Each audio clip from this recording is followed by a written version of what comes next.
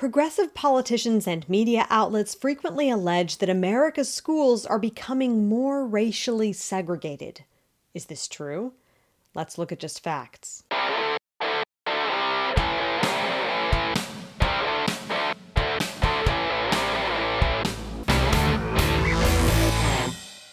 According to Bernie Sanders, Kamala Harris, the New York Times, the Los Angeles Times, the Washington Post, Politico, ABC News, CBS News, NBC News, etc., America's schools have grown increasingly segregated since the 1990s.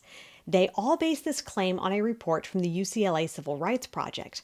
However, buried 21 pages deep in that report is the fact that the share of intensely segregated white schools, that is, schools that enroll 90 to 100% white students, has declined from 38.9% in 1988 to 16% in 2016. In plain language, white schools have become more integrated. Yet the report begins by claiming that intense levels of segregation are on the rise once again. The basis for this is its finding that the share of intensely segregated minority schools has increased from 6% in 1988 to 18% in 2016. What explains these divergent trends? Well, as the report states, the driving force is an enormous increase in the Latino population. Since 1970, the portion of K-12 students who are Latino increased from 5% to 26%, while the portion who are white dropped from 79% to 48%. In other words, students of color, or the so-called minority, are now the majority in the United States. In California, the most populous state in the nation, merely 24% of students are white. In Texas, the second most populous state, only 28% are white. Hence, the so-called segregation that liberals condemn is not caused by structural racism, as they claim, but by immigration policies, endorsed by the Democratic Party.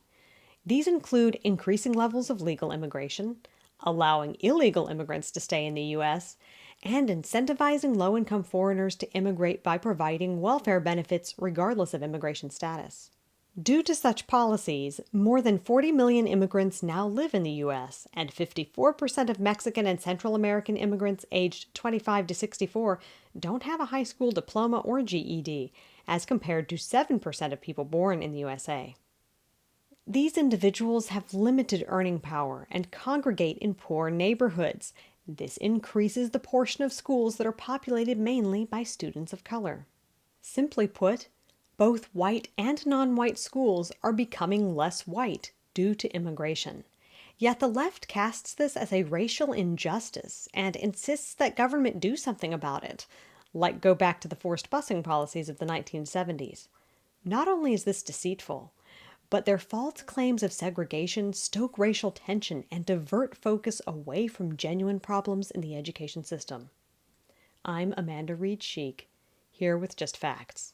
For thorough documentation of every fact in this video and more facts about this issue, read the article The School Segregation Farce at justfactsdaily.com.